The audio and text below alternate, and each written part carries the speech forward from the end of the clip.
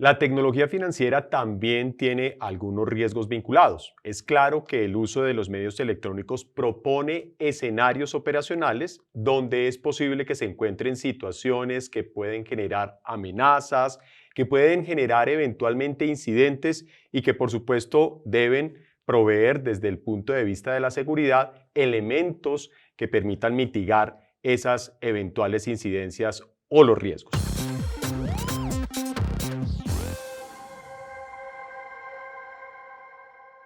Entonces, veamos cuáles son algunos riesgos propios de la tecnología financiera. Esos riesgos se encuentran sustentados, en primer lugar, en algo que se conoce como la suplantación de identidad. La suplantación de identidad es tal vez uno de los fenómenos que más afecta el desarrollo de operaciones por medios electrónicos. Y esto tiene que ver con que una persona que señala que tiene determinada identidad, lamentablemente no la tiene o no puede ser verificada desde el punto de vista de los diferentes medios con los que cuenta la empresa que le quiere ofrecer unos determinados servicios. Esa suplantación no solamente se presenta en el escenario electrónico, también se puede presentar en el escenario presencial. Es allí donde cuando estamos en presencia de suplantación tenemos diferentes momentos para el desarrollo de este riesgo. El primero tiene que ver con los procesos de identidad. ¿Y qué es la identificación por medios electrónicos? La identidad electrónica consiste en verificar a través de diferentes bases externas, bien pueden ser públicas o privadas, que una persona es quien dice ser a través de medios completamente electrónicos. El proceso de identidad digital hoy en día busca fundamentalmente no solamente que podamos verificar que la persona existe o que la persona corresponde a quien dice ser, sino que adicionalmente busca vincularlo a través de una modalidad que podría ser, por ejemplo, la biometría, al proceso que se esté realizando, al servicio que se está solicitando. Y eso es lo que se conoce como identidad digital. El segundo punto de desarrollo de la suplantación es el ejercicio de lo que se podría denominar como autenticación. La autenticación electrónica corresponde a que una vez verificada la identidad de una persona, se puede entregar una credencial con la cual la persona puede controlar el acceso, que es una primera función de la autenticación, y una segunda función es el caso de la emisión de consentimiento. Yo puedo consentir por medios electrónicos utilizando mi credencial de autenticación. E incluso hoy en día podríamos hablar de una tercera función vinculada a la suplantación de identidad, que es el proceso de lo que se conoce como el firmado. Se puede firmar por medios electrónicos todo tipo de operaciones cuando la norma exige que efectivamente se encuentre la firma dentro del respectivo documento, en este caso un documento electrónico. Supongan ustedes cuándo se requiere firma. Se requiere firma, por ejemplo, cuando estamos emitiendo garantías cambiarias o títulos valores electrónicos, como es el caso de un pagaré. Un pagaré electrónico requiere firma electrónica y es allí donde se vuelve muy útil este tipo de mecanismo. Algo interesante. Cuando estamos hablando de la identidad digital, la autenticación electrónica y la firma electrónica, podemos hablar de un proceso completo de onboarding digital. Ese onboarding digital verifica las condiciones particulares que tiene un cliente a través de medios electrónicos y en el ecosistema fintech, ¿cómo se podría desarrollar esto? La identidad para vincular al cliente, es decir, cuando estoy vinculando a un cliente a través de medios completamente electrónicos y remotos, se necesita una verificación de su identidad. En segundo lugar, cuando estamos hablando ya del proceso de identificación y se requiere, por ejemplo, controlar acceso o garantizar el consentimiento electrónico, para eso puede funcionar un mecanismo de autenticación. Los mecanismos de autenticación pueden ser de varios tipos. Se encuentran lo que se conoce como mecanismos de autenticación simples y están también los mecanismos de autenticación robustos. Por ejemplo, mecanismo de autenticación simple puede ser un PIN, puede ser una clave o puede ser también una contraseña. Mientras que un mecanismo de autenticación robusto, así definido a través de diferentes normas en Colombia, puede llegar a ser la biometría, que puede ser dactilar o podría ser facial, por ejemplo, Está adicionalmente los OTPs, que son muy utilizados en el ecosistema fintech. Un OTP es básicamente el acrónimo de One Time Password o una contraseña de un único momento, y también podrían ser mecanismos de autenticación robustos, las denominadas tarjetas del estándar europeo de Mastercard y Visa, que son básicamente las tarjetas que traen un chip. Si ustedes se dan cuenta, el riesgo de suplantación de identidad tiene diferentes despliegues en lo que tiene que ver con el fintech. Identificar para vincular, autenticar para controlar y consentir. Y la firma, que puede tener distintas modalidades en Colombia. Una firma puede llegar a ser las denominadas firmas electrónicas, que es lo que utiliza sobre todo nuestro ecosistema de tecnología financiera. Básicamente, una firma electrónica es un mecanismo que identifica a una persona ante un sistema de información y que permite verificar la autenticidad y la integridad, y están las denominadas firmas digitales. Una firma digital es una modalidad de firma electrónica, es decir, hay una relación de género a especie, y en una firma digital se hace necesaria la intervención de una entidad de certificación digital. Estas firmas digitales, gracias a la intervención del tercero de confianza, tienen a su favor una presunción de autenticidad e integridad. El análisis de qué debe utilizar en una firma electrónica o en una firma digital debe ser un análisis de usabilidad y un análisis de riesgo. Por ejemplo, si se requiere un uso netamente computacional, podría ser utilizada una firma digital. Si se requiere un escenario híbrido de desarrollo de un documento electrónico, seguramente se podrá utilizar mejor una firma electrónica.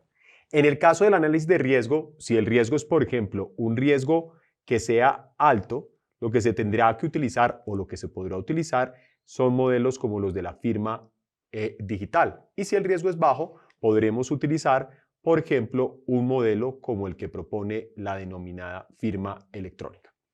Entonces, aquí hay que tener en cuenta varios aspectos. Uno, en Colombia podríamos hablar de firmas electrónicas y de firmas digitales que tienen igual valor jurídico. Desde el punto de vista probatorio son distintas, porque mientras que en una firma electrónica, si existe alguna controversia, será necesario entrar a verificar las condiciones de autenticidad y de integridad, en una firma digital se dan ya por supuestas, se dan de manera automática. Y en efecto, las firmas digitales han tenido o tuvieron un desarrollo muy importante en Colombia, sobre todo durante la primera etapa de aplicación de la Ley 527 de 1999. Pero aquí hay algo interesante. Un segundo riesgo vinculado al uso de los medios electrónicos es precisamente el riesgo de alteración de la información electrónica.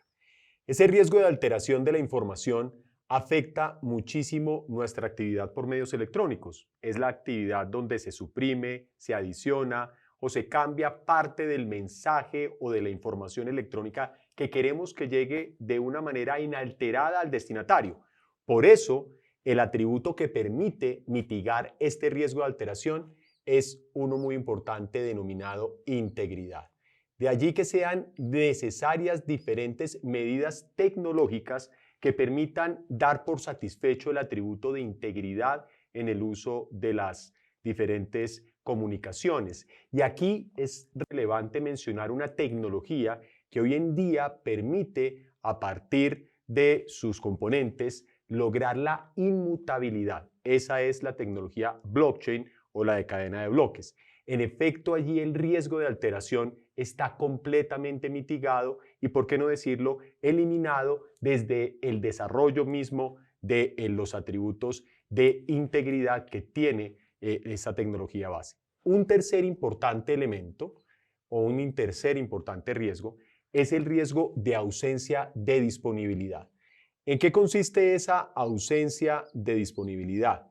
Básicamente hace referencia a que la información electrónica tiene obviamente periodos de conservación y esos periodos de conservación deben satisfacerse también en el uso de la tecnología. No es únicamente aplicable a los medios físicos o convencionales o al soporte papel los periodos que denominamos como de retención documental. Esos periodos de conservación en medios electrónicos deben garantizarse. Por ejemplo, la información comercial debe estar adecuadamente guardada durante por lo menos 10 años. La información de carácter tributario tiene 5 años de conservación y muchos documentos hoy en día tienen tablas de valoración y de retención documental, instrumentos archivísticos que son aplicables también al escenario electrónico. ¿Por qué es tan importante este tema de la disponibilidad? Porque de no garantizarse, lamentablemente afectaría la validez de los documentos electrónicos desde el punto de vista probatorio. De allí que el atributo que permita garantizar este tipo de riesgo es básicamente el de conservación y disponibilidad a lo largo del tiempo.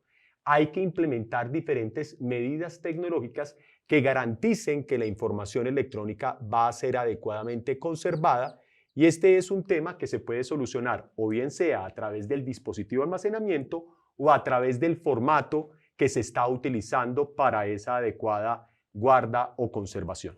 Y algo muy importante, un cuarto riesgo que ocurre en las comunicaciones electrónicas es el riesgo de ausencia de confidencialidad.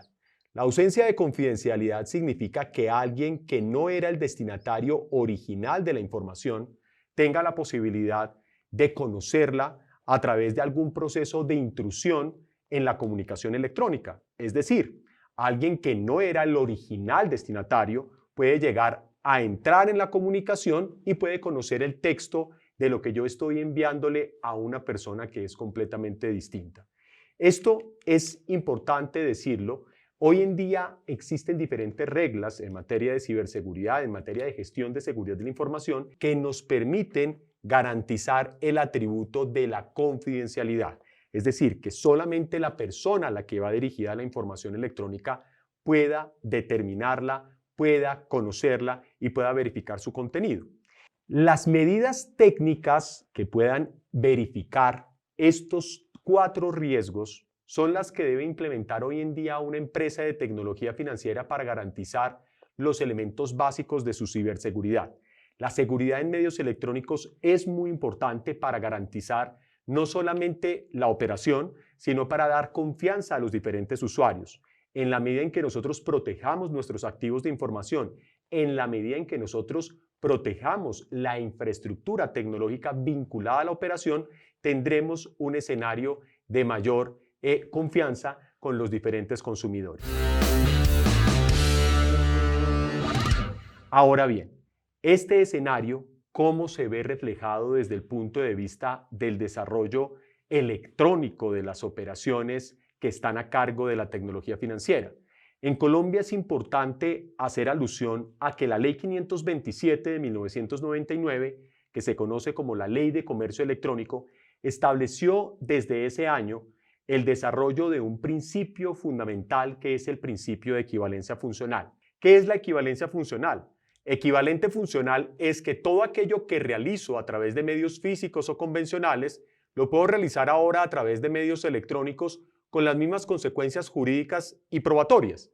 ¿Eso qué quiere decir? Por ejemplo, si estoy en presencia de un documento electrónico, existe un equivalente funcional que se conoce como el de escritura, que dice lo siguiente: cuando cualquier norma exija que algo conste por escrito, ese requisito se podrá satisfacer a través de información electrónica siempre y cuando se garantice la disponibilidad electrónica de la información, se garantice la posterior consulta durante el periodo de conservación que tiene la información.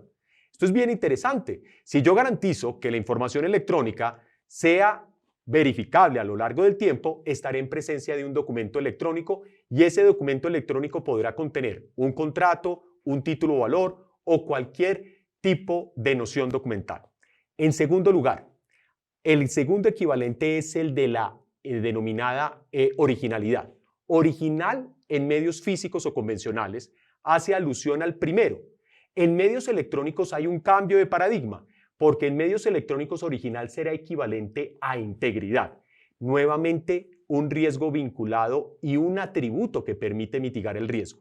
La integridad en medios electrónicos se tiene que verificar a efectos de garantizar la originalidad cuando una norma así lo exija.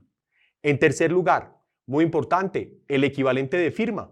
Si estamos en presencia de alguna norma o un trámite que desde el punto de vista jurídico exija la presencia de una firma, como pasaría en un pagaré electrónico en el escenario fintech, pues tendremos que utilizar una firma electrónica a la luz del artículo 7º de la Ley 527 y se pueden utilizar cualquiera de los dos modelos, firmas electrónicas o firmas digitales, que permitan verificar la autenticidad y la integridad.